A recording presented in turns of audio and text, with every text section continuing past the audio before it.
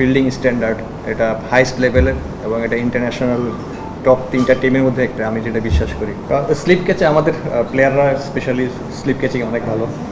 আর আমরা জানি যে long version cricket, test cricket, এখানে কনসেন্ট্রেশন ধরে রাখাটা খুব ইম্পর্টেন্ট। তো আমাদের প্লেয়াররা যে এখান থেকে কামব্যাক করেছে, এটার জন্য ফুল ক্রেডিট গোস টু প্লেয়ার্স। মাশাআল্লাহ আমাদের স্লিপ ক্যাচিং অনেক ভালো হয়েছে ফার্স্ট ইনিংস এবং সেকেন্ড ইনিংস। আপনারা দেখেছেন যে আমাদের যে ক্যাপ্টেন শান্ত প্রথম আমরা যে পঞ্চম দিনে আমাদের যে সেলিব্রেশন, ওই সময় একটা রিমাইন্ড দিয়ে দিয়েছে আমাদের আজকের দিনটা আমরা এনজয় করবো, বাট আমরা নেক্সট ম্যাচের জন্য আবার আমরা যেন মেন্টালি প্রিপেয়ার হই। তো মাশাআল্লাহ আমাদের প্লেয়াররা সেই লক্ষ্যে এগোচ্ছে এবং আজকে এবং আগামীকাল ট্রেনিং আছে, এগুলো নিয়ে কাজ হবে। অ্যাকচুয়ালি এই লেখাটা এটা আমার নিজের জন্য লেখা ছিল, আর বাট সেটা আমাদের যে টিম ম্যানেজার আমাদের নাফিস ইকবাল, এটা সে দেখতে পাওয়ার পরে আমাকে জিজ্ঞেস করে এটা মোটিভেশনটা কী। দেন আমি একটা এক্সপ্লেন করি, হাডলসে এটা নিয়ে কথা বলি। অ্যাকচুয়ালি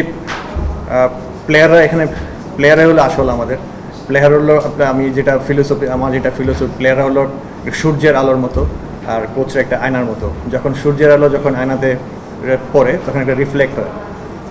তো এখানে আমি এক একদিন এক একটা স্লোগান লিখে আনি, এটা আমাদের খুব কাজে দেয় এনার্জি ফিল করার। যেমন sometimes like positivity, sometimes cooperation, sometimes purity, এরকম টিম বন্ডিং। আমি দীর্ঘদিন ধরেই কাজ করছি প্লেয়ারদের সাথে, যেমন টাইগারে, বাংলাদেশ এই টিমে।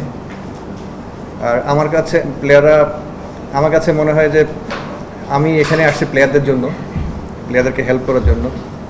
আর আমি আমার বেস্টটা দেওয়ার চেষ্টা করছি এবং আমাদের প্লেয়াররা, আমি যেটা ফিল করি আমাদের স্ট্যান্ডার্ড, আমাদের যে ফিল্ডিং স্ট্যান্ডার্ড, এটা হাইস্ট লেভেলের এবং এটা ইন্টারন্যাশনাল টপ 3টা টিমের মধ্যে একটা, আমি যেটা বিশ্বাস করি।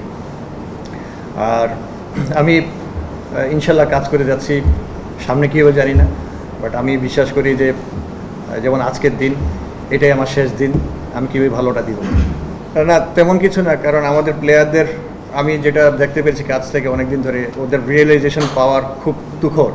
ওরা খুব কুইকলি অ্যাডাপ্ট করতে পারে বিভিন্ন পরিবেশের সাথে, এবং ওরা নিজেদের নিয়ে প্রিপারেশন যেটা বলা হয় সেটা খুব সুন্দর মতো করে।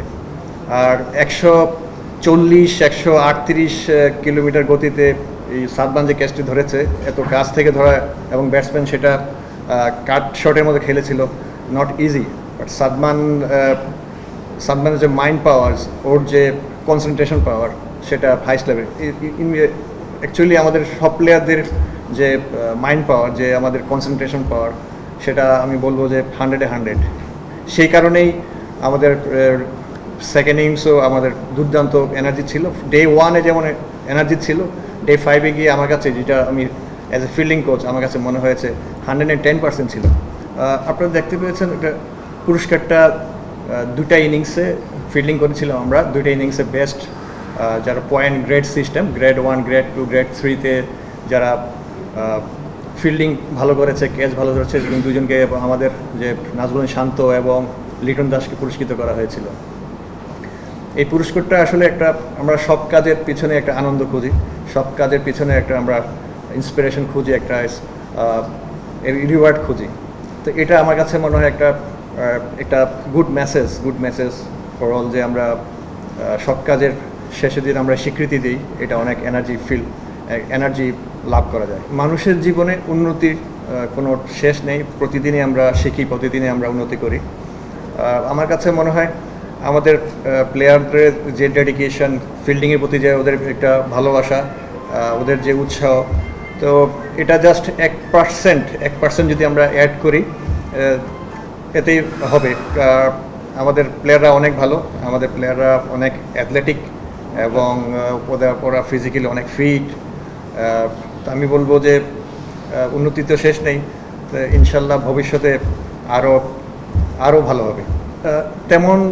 আমার কাছে তেমন মনে হয় না, কারণ আমাদের প্লেয়াররা অনেক এক্সপিরিয়েন্স এবং অনেক এনার্জেটিক। আর ওদের সাথে দীর্ঘদিন ধরেই খেলেছে আমাদের প্লেয়াররা। তারা জানে যে তার উইক জোন কোনটা, তার স্ট্রং জোন কোনটা। তেমন কোনো আমার কাছে মনে হয় না যে এমন হবে যে প্রেশার বা কোনো কিছু। এটা খুব ভালো একটা দিক যে আমাদের দেশে আগেও ছিল 140-145 বল করার মতো প্লেয়ার, এবং নাহিদ রানা একটা আমাদের নতুন যে সেন্সেশন আমাদের পেস বোলিংয়ে, এটা আমাদের জন্য একটা প্লাস পয়েন্ট। প্লাস সাথে আমাদের তাসকিনও কিন্তু 140+ বল করে, ইবাদত বল করে, এবং শরীফুলও বল করে। তো এটা আমাদের জন্য একটা খুব ভালো একটা পজিটিভ সাইড যে নাহিদ রানার মতো পেস বোলার আমাদের টিমে আছে।